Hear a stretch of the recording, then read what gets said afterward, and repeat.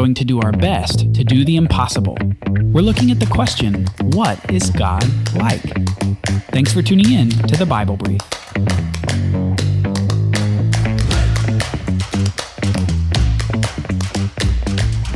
In this episode in our Bible Basics series, we're going to start before the beginning.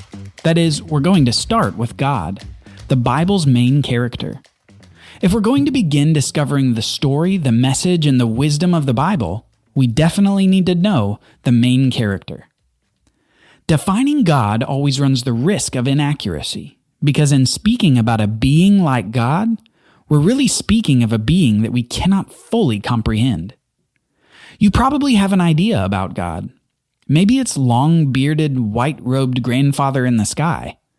Maybe it's a powerful force behind nature. Maybe you don't think there's a God at all, and maybe you're just curious.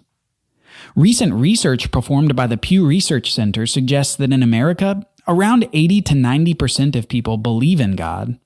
But among those who do believe, there's lots of disagreement on who God is and what God does. This is where the Bible can help us. The Bible gives us lots of information about God, but it does not often describe God in terms of characteristics or attributes. Instead, God is primarily shown to us in narrative form.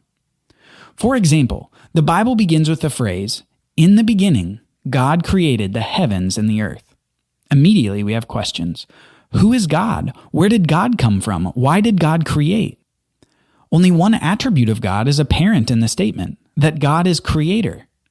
Again, that passage reads, "In the beginning, God created the heavens and the earth." For those of us who want all the answers as quickly as possible, it can be a bit unsatisfying to only get one attribute at the beginning of a story. If God is the main character of the Bible, and He is, then we want to know more about that character. If you read the beginning of the famous novel The Hobbit, we find a description of Bilbo Baggins that gives us a great picture of this hobbit in our mind's eye. Short, simple, relatively content, hairy feet. He likes great food, and he is not interested in an adventure. And it's with that information that we launch into the great classic story of The Hobbit. The Bible isn't like that. Instead, it only gives us the information we need about God as the narrative unfolds. Rather than feeding us details about God and others, often the Bible requires us to chew on the story in our brains or to consider it over and over so that we can better understand each character. We'll talk more about this in the next episode.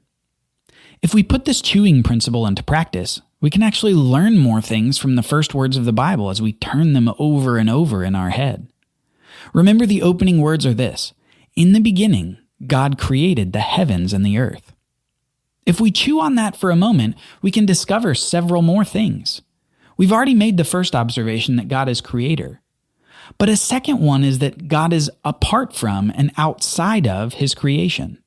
That is, God did not create Himself when He was creating everything else. That's kind of absurd to think about, but still a worthy observation. God is not a created being because He is the one who does the creating. A third observation is that God is apart from time. You and I measure time by observing the relationship between physical things. Think about the earth rotating around the sun. That helps us measure the passage of a year. Since God created all things, all these things that we use to describe time, He Himself can't be a physical thing. Simply put, He is a non-physical spirit that exists outside of the bounds of time. Said another way, God is eternal. Finally, a fourth observation, that God is creative. And you know what I mean here. When you describe someone as creative, you're admiring the uniqueness of their creations. We can say that about God here too, because God didn't just create one thing, He created many things, the totality of the heavens and the earth. Think about the experience of stargazing if you've ever done that. You look up in the dark night sky as the sun grows fainter, the stars get brighter and brighter, and you begin to appreciate the wonder and the beauty of the space beyond Earth.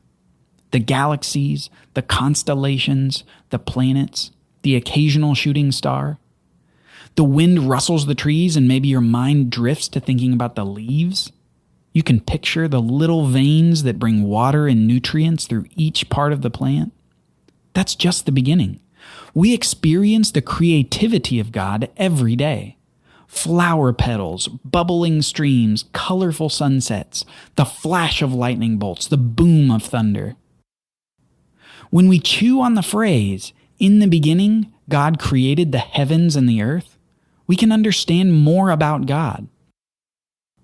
We can understand that He is the eternal, creative Spirit who created all things.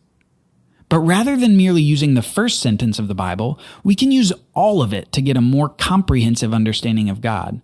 And what we're going to do now is use descriptions from the rest of the Bible to give us a better understanding of the main character. So as we begin our exploration of the Bible in this Bible Basics series, a full biblical view of God is more like this. God is the all-knowing, all-powerful, unchanging, eternal Spirit. God is the definition and definer of love, justice, mercy, truth, and life itself. That is, even these terms themselves are defined in their relationship to who God is. We can't experience true love without understanding God's love. We can't understand truth without God revealing truth to us. We can't understand justice without witnessing God's justice. As we think about God, we should understand God as a being that is totally different from us, a spirit who exists above all of our experience and knowledge, a being who is himself the definition of love and other virtues. It is this God that is the main character of the whole Bible.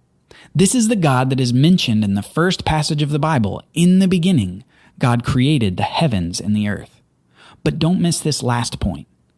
The really interesting thing about the Bible is this. This God, who is very, very different from everything that He created, actually takes an interest in and expresses His love toward His creation.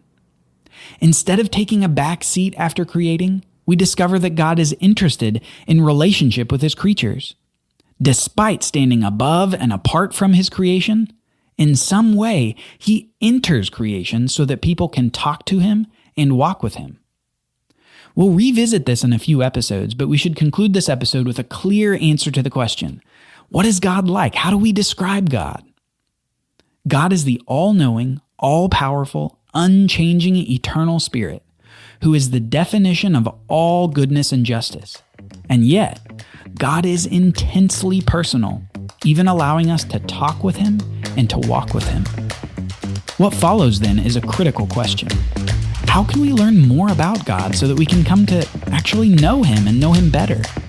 We'll answer this question next time on The Bible Brief. The Bible Brief is brought to you by the Bible Literacy Foundation, dedicated to helping people like you learn the Bible. One of the best ways for this show to grow is for you to share your favorite episode with a friend. Will you do that today? We'd love to help more people understand the life-changing story and message of the Bible. Thank you for your support, and thank you for listening. Copyright Bible Literacy Foundation, 2022.